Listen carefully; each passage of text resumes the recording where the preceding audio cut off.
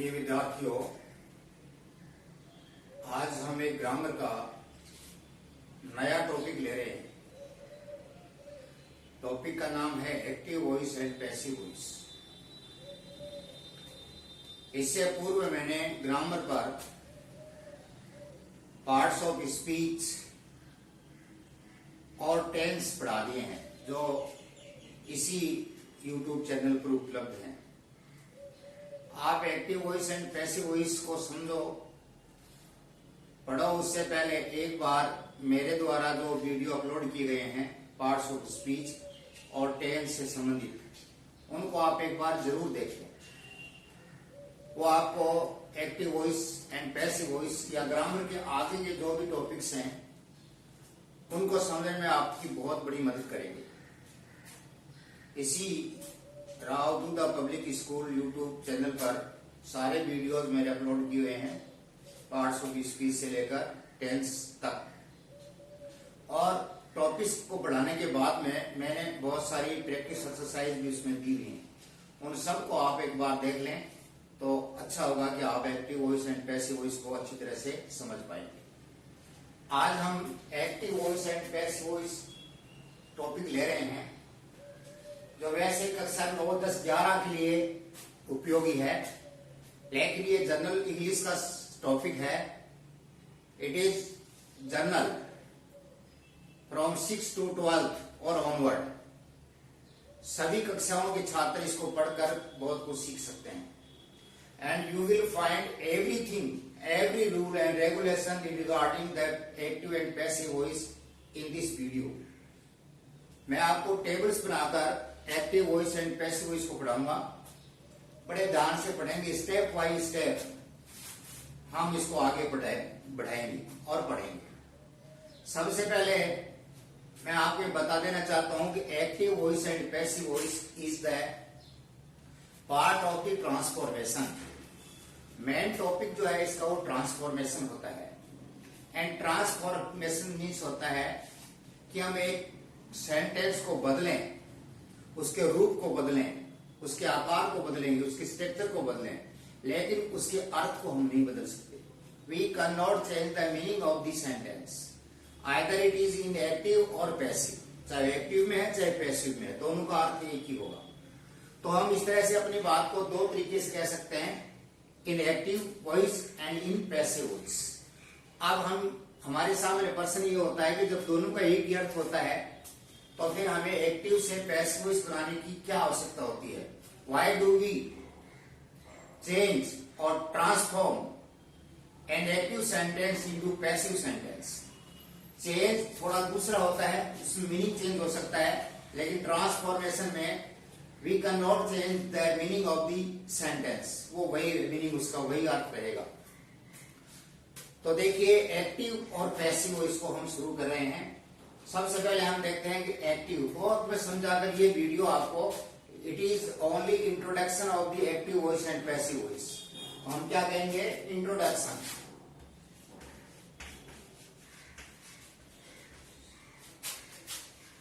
Introduction of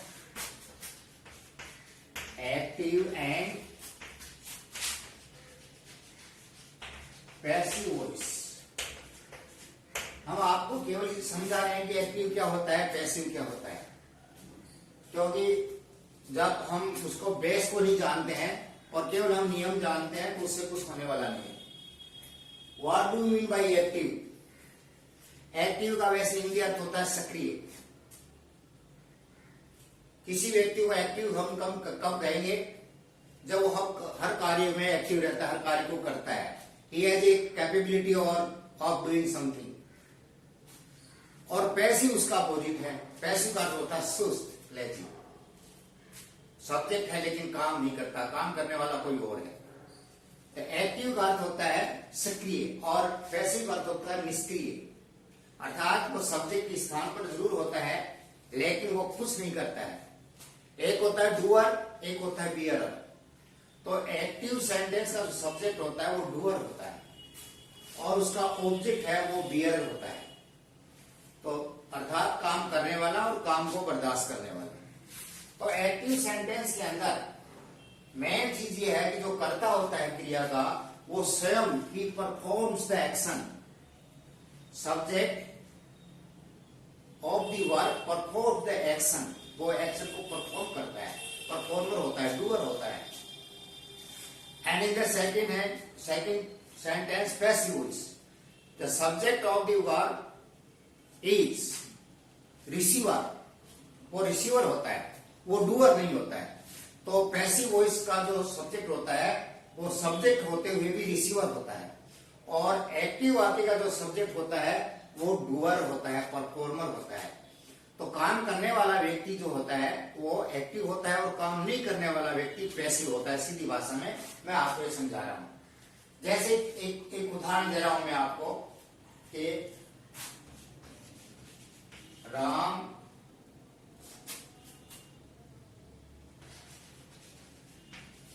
likes me, Ram likes मी। यहां देखिए राम एक सब्जेक्ट है, लाइक्स एक वर्ब है, और मी एक ऑब्जेक्ट है। तो हम इसको कहेंगे वाक्य का ये सब्जेक्ट है और ये वाक्य की वर्ब है और ये वाक्य का ऑब्जेक्ट है। अब ये जो वर्ब है इसका परफॉर्मर कौन है? इसको इस वर्क को करने वाला कौन है? तो राम। तो राम क्या हुआ? एक्टिव हो गया, इस वर्क को करने वाला है। Performer of the verb is Ram, performer of the verb is Ram. So this is an active sentence. ये वाक्य कैसा हुआ? Active sentence. अब दूसरा एक सेंटेंस और ले रहे हैं हम, जैसे food is cooked by Sita, food is cooked by Sita. अब यहां देखिए ये जो है इस वाक्य का सब्जेक्ट है और ये इस वाक्य की हेल्पिंग वर्ब और मेन वर्ब दोनों को हम कह सकते हैं वर्ब है, इसको हम हेल्पिंग वर्ब कहेंगे। और बाई यहाँ एक पोजीशन है और सीता इस वाक्य का ऑब्जेक्ट है। तो देखिए यहां सब्जेक्ट कौन है? Food, food is cooked by Sita और राम लाइक्स मी। तो what is the difference between Ram and food? दोनों को समझने का प्रयास कीजिए कि what is the difference between Ram and food. Both are the subjects of the sentences. Ram is also subject and food is also subject. दोनों subject हैं और सब्जेक्ट को हम कर्ता कहते हैं हिंदी में, लेकिन वास्तविक कर्ता तो कौन है? यहाँ कौन सी वर्ब हो रही है? क्रिया हो रही है लाइक्स, और यहाँ कौन सी हो रही है? फूड। तो इसको परफॉर्म कौन करता है? इस वर्ब को परफॉर्म कौन करता है? परफॉर्म तो सीता ही करती है, लेकिन सीता का स्थान जो है वो अभी सब्जेक्ट पर नहीं है, ऑब्जेक्ट पर है। और सब्जेक्ट पर किसका स्थान है? फूड का। तो फूड इज नॉट परफॉर्मर, ये तो खुद बना कुछ सकता ही नहीं है। Eat food can not do any action. लेकिन यहाँ राम को और फूड में देखिए, राम एक्टिव पर्सन है because Ram is the performer of this work, so it is an active sentence. On the other hand, in the second sentence, ये food जो है it is also a subject, but does it perform any action? क्या ये कोई action कर रहा है? Perform कर रहा है? नो। तो ये कैसा सब्जेक्ट हुआ? जो काम नहीं करता है वो फिर एक्टिव कैसे होगा? तो ये पैसिव है, अर्थात ये पैसिव है। हालांकि इसको हमने सब्जेक्ट के स्थान पर रख दिया है, लेकिन ये सब्जेक्ट है, लेकिन कैसा है? पैसिव है। अर्थात ये जो सब्जेक्ट है it receive the action of the work. तो ये तो हो गया परफॉर्मर और ये हो गया रिसीवर। तो जिस वाक्य में वर्ब का रिसीवर होता है वो ऑब्जेक्ट का रूप होता है एक्टिव में, जो पैसिव में सब्जेक्ट का रहता है। तो इस तरह से दो बातें आपके सामने समझ में आई कि एक्टिव क्या होता है और पैसिव क्या होता है। हम इसको स्मॉल में एक और थोड़े उसमें ले लेते हैं, थोड़ा और समझाने के लिए मैं आपको दो परिभाषाएं लिख देता हूं एक्टिव सेंटेंस की और पैसिव सेंटेंस की। एक्टिव सेंटेंस नंबर 1 एक्टिव और नंबर 2 हम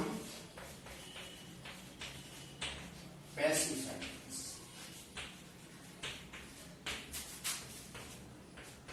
देखिए एक्टिव सेंटेंस और पैसिव सेंटेंस में क्या होता है।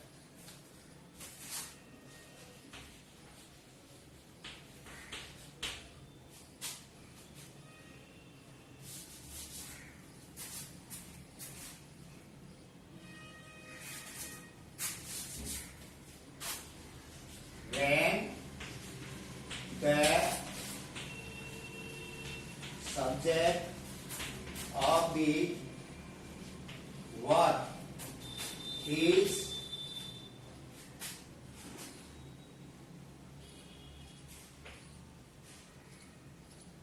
when the subject of the verb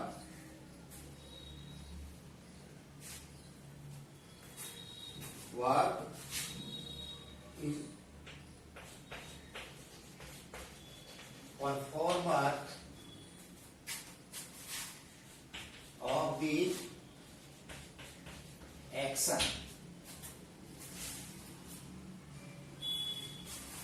When the subject of the verb is performer of the action, क्या होगा? एक्टिव सेंटेंस होगा। और इसी तरह से पैसिव सेंटेंस में when the subject of the verb is receiver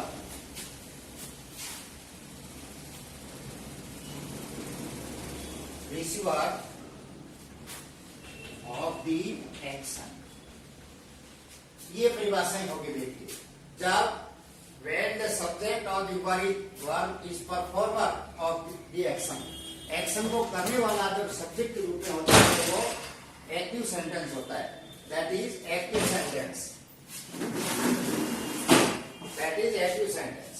passive में when the subject of the verb is receiver of the action, अर्थात वो एक्शन को रिसीव करता है, बियर करता है, बियरर होता है। तो मैं समझता हूँ आपकी समझ में आ गया होगा what is the difference between active sentence and passive sentence. अब देखिए कि दोनों का एक ही अर्थ होता है।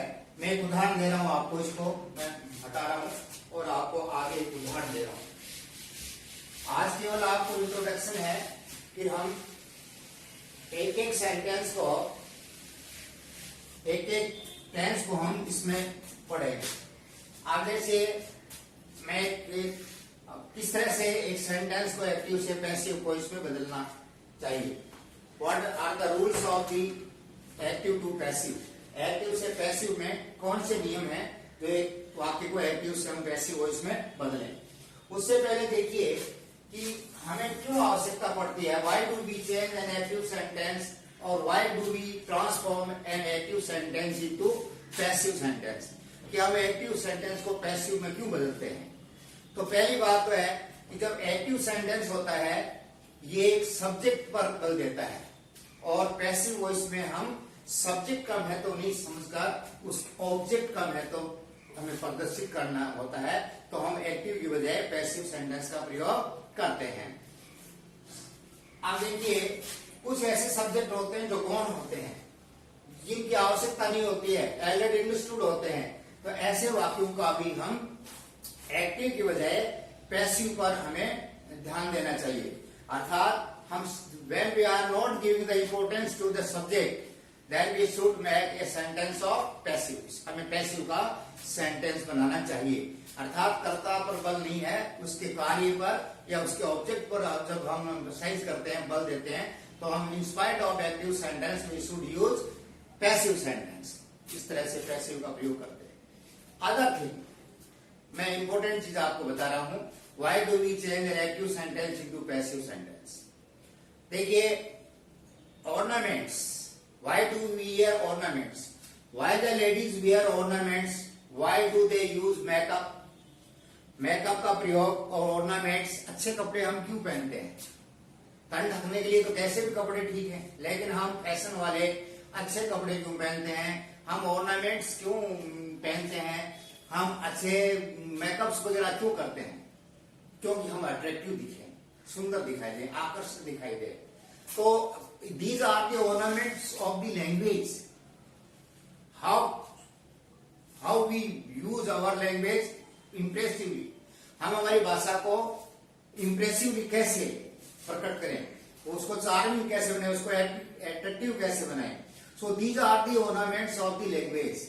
अगर हम एक एक्टिव सेंटेंस को पैसिव में बनाते हैं तो वो इट सीम्स वेरी अट्रैक्टिव, वो थोड़ा आकर्षक दिखाई देता है। तो इसलिए भी हम to make our language ornamental, to make our language ornamental we use active sentence into passive words. तो ऐसे वाक्य जो एक्टिव में सुंदर नहीं लगते हैं वो पैसिव में और सुंदर लगते हैं। इसलिए to make our language impressive and attractive we use passive voice, इसलिए भी हम पैसिव वॉइस का प्रयोग करते हैं। जैसे महिलाएं पुराने लोग अच्छे कपड़े और आकर्षण के लिए गहने पहनते हैं, उसी तरह से हम भाषा के अंदर भी आकर्षण के लिए उनके गहने पहनाते हैं, उनको ऑर्नामेंटल करते हैं। तो यही उनको ऑर्नामेंट करने के तरीके हैं। तो ये था आपका introduction of the active and passive voice. What is the definition of active and what is the definition of passive, ये मैंने आपको समझा दिया। अब देखिए कि एक छोटा सा वाक्य ले रहे हैं हम, और मैं आपको बताना चाहूंगा कि एक एक्टिव सेंटेंस को हम पैसिव में किस तरह से बदलते हैं। देखिए एक sentence, Ram writes a letter, Ram writes a letter, ये सेंटेंस देखा आपने। सबसे पहले आप इस वाक्य के टेंस को पहचानिए कि हमारा वाक्य कौन से टेंस का है और कैसा वाक्य है, असर्टिव है, नेगेटिव है, इंट्रोगेटिव है, इंपरेटिव है, एक्सक्लेमेटरी है, या सिंपल है, कॉम्प्लेक्स है, कंपाउंड है, कैसा वाक्य है उसको आप सबसे पहले पहचानिए। और क्योंकि उसको पहचानने बगैर हम एक्टिव से पैसिव वॉइस के जो नियम्स हैं, रूल्स हैं, वो हम नहीं लगा पाएंगे और हमारा सेंटेंस सही नहीं हो पाएगा। तो जैसे राम राइट्स ए लेटर, ये हमारा वाक्य प्रेजेंट इंडेफिनिट का सिंपल सेंटेंस है, अफर्मेटिव सेंटेंस है। अब इसके अलग अलग पार्ट्स को देखते हैं हम। What is the Ram, Ram is the subject of the sentence. What, right is the verb of the sentence, और A is article, और हम इसको ऑब्जेक्ट के रूप में एक ही मान लेते हैं, क्योंकि जब ऑब्जेक्ट के साथ कोई आर्टिकल, एडजेक्टिव, एडवर्ब या उसको सपोर्ट करने वाला कोई शब्द होता है वो उसके साथ ही रहता है। वो एक्टिव में भी साथ है तो पैसिव में पूरा भाग ऑब्जेक्ट के रूप में, सब्जेक्ट के रूप में जाएगा। तो ये इसको एक ही मान लेते हैं। वैसे अलग अलग हम पहचानने के लिए कह सकते हैं ये आर्टिकल है और ये जो है नाउन है या ऑब्जेक्ट। तो ये हो गया हमारा ऑब्जेक्ट। अब एक्टिव वाक्य के अनुरूप हम इसको एक बार एक्सप्लेन करते हैं, आपको इसको समझा रहे हैं। राम राइट्स, कौन परफॉर्म कर रहा है इस वाक्य में, राम परफॉर्म कर रहा है। इस वर्ब को कौन परफॉर्म कर रहा है, राम, तो राम एक्टिव हो गया। और इसको बियर कौन कर रहा है, इसको रिसीव कौन कर रहा है, लेटर, तो ये ऑब्जेक्ट हो गया। तो ये हमारा सेंटेंस एक्टिव हो गया, क्योंकि जो परफॉर्मर है वो स्वयं सब्जेक्ट के स्थान पर बैठा हुआ है, इसलिए ये हमारा सेंटेंस एक्टिव हो गया। अब इसे हमें पैसिव वाक्य में बदलना है। इस वाक्य को हम पैसिव में बदलेंगे। तो पैसिव का पहला नियम क्या है कि हम वाक्य की टेंस को, उसके रूप को, किस प्रकार का सेंटेंस को पहचान लें, और फिर उसमें देखें हमारा ये सब्जेक्ट है, मैं एक डायग्राम बना रहा हूं, ये ऑब्जेक्ट बन जाएगा। अर्थात इस एक्टिव वाक्य के सब्जेक्ट को हम पैसिव का ऑब्जेक्ट बना देंगे, और वाइस वर्सा मतलब ये इधर आ जाएगा। और ये जो आपका जो ऑब्जेक्ट है, ये हमारा ऑब्जेक्ट,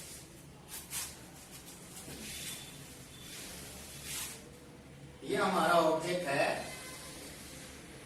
ये चला जाएगा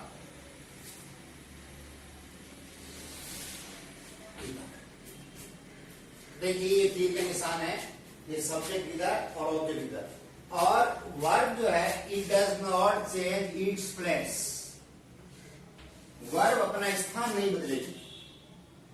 वर्ब वही वर्ब का जो नियम है, आफ्टर सब्जेक्ट चाहे एक्टिव हो चाहे पैसिव हो, verb does not change its place but both the subject and object interchanges, vice versa, एक दूसरे का स्थान ले लेंगे।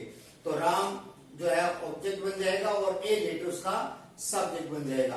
But verb does not change its place but it change it's form, लेकिन वर्ब की जो है फॉर्म हो जाएगी। यहाँ चाहे वो फर्स्ट फॉर्म है, सेकंड फॉर्म है, थर्ड फॉर्म है, आईएनजी वाली फॉर्म है, वो यहाँ थर्ड फॉर्म में आएंगे। थर्ड फॉर्म अर्थात ऊपर कोई भी फॉर्म है वो नीचे आते ही थर्ड फॉर्म में बदल जाएगी।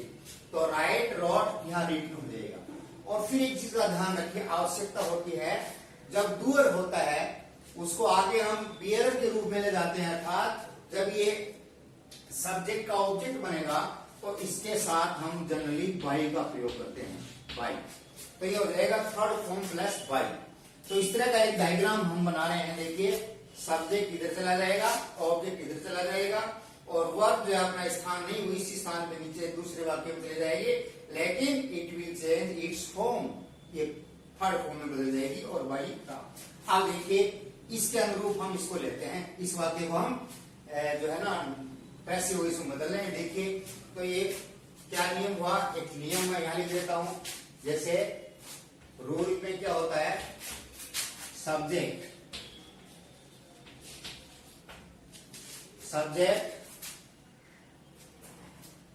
कौन होगा, object of active sentence. Passive का सब्जेक्ट क्या होगा, object of active sentence plus फिर उसके बाद में third form sorry helping verb,